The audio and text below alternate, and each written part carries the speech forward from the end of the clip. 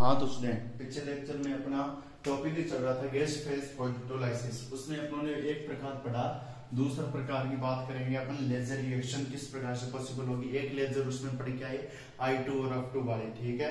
अब इस यहाँ पर क्या होता है, इसमें रेडिकल नहीं बन पाते क्योंकि इसकी एनर्जी बहुत ही ज्यादा होती है, इसलिए अपन क्या बनाते हैं, इसमें डायरेक्ट ही मॉलिक्यूल बनाते हैं। एक तो एक्साइटेड बनेगा, एक जीएस में होगा। इसके बाद अपन ऑक्सीजन वाला पढ़ेंगे। पहले पढ़ गया है अपन जो नॉर्मली हो जाते थे फोटोलाइसिस के द्वारा, ठीक है। वो जैसे अपने एग्जांपल पढ़ा था H2 और Cl का पढ़ा था। अब यहाँ पर देखिए स्टूडेंट क्या होगा, यहाँ पर रिएक्शन वही होगी CF3I, ठीक है, CF3 ट्राईफ्लोरोकार्बन और उसके बाद में I लगा दिया, आयोडीन जोड़ दिया।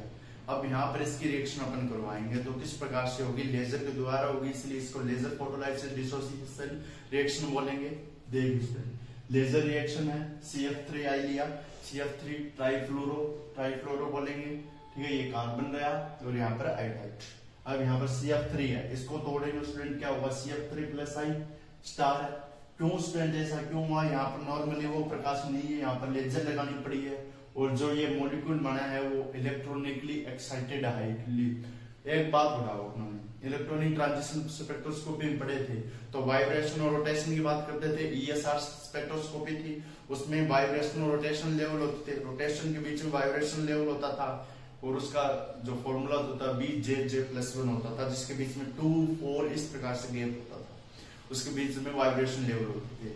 तो स्टूडेंट यहाँ पर यही होगा स्टूडेंट, क्योंकि I2 के पास कोई भी प्रकार का वाइब्रेशन और रोटेशन लेवल नहीं होगा, जिसके कारण अपन क्या करेंगे, जो I है वो इफेक्ट क्या करेगा स्टूडेंट, 0% इफेक्ट है वो क्या करेगा स्टूडेंट, यहाँ पर लगेगा, जिसके कारण यहाँ पर अपन मानेंगे कि 100% क्या होगा, ये मॉलिक्यूल को या जो रिएक्शन है उसको इफेक्ट है।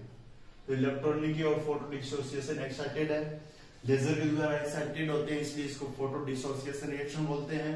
I2 मेनली I स्टार बता रहे हैं, ये एक्साइटेड स्टेट में एनर्जी ज्यादा है। I8 no vibration level, no rotational level, may affect product 100%, product 100% affect करेगा, वाइब्रेशन और रोटेशनल लेवल इसमें नहीं है। Reaction of I2 molecule, first हो गई, दूसरी I2 मॉलिक्यूल, केवल I2 को मॉलिक्यूल लिया। अब इसकी रिएक्शन अपन करवाएं स्टूडेंट, एक बात सोचा, एनर्जी रिएक्शन कौन करेगा, वही तो परमाणु करेगा जो हाईली एक्साइटेड है, जिसको चाहिए या जो ज्यादा स्टडी कर रहा है, वही तो उसके चांसेस ज्यादा है ना। इसी प्रकार से जब ज्यादा मेहनत करेगा उसका क्रैक करने का थोड़ा चांसेस ज्यादा है, जो नहीं पढ़ रहा उससे तो कम है, ठीक है, उसके तो कम है। तो यहाँ पर यही बात है, यानी मॉलिक्यूल है, प्रोपेन लिया, 3 कार्बन वाले में अपने क्या कर सकते हैं, टर्मिनल सिरे से पाड़े हाइड्रोजन को बीच में से उखाड़ ले अपनी मन की मर्जी। I2 मॉलिक्यूल है, एक तो GS है, एक ES वाला है, तो ES वाला रिएक्ट करेगा या GS वाला रिएक्ट करेगा, GS वाला नहीं करेगा क्योंकि वो स्टेबिलिटी को ग्रहण किए हुए अपना बैठा है, और यहाँ पर ES वाला रिएक्ट करेगा क्योंकि उसके पास स्टेबिलिटी नहीं है, एनर्जी ज्यादा है, स्टेबिलिटी कम है, तो एनर्जी इनवर्सली प्रोपोर्शनल स्टेबिलिटी। तो देखिए स्टूडेंट किस प्रकार से रिएक्ट करेगा, I2 है, I और I स्टार है, एक GS में एक ES में, GS GF नहीं है, GS ग्राउंड स्टेट है।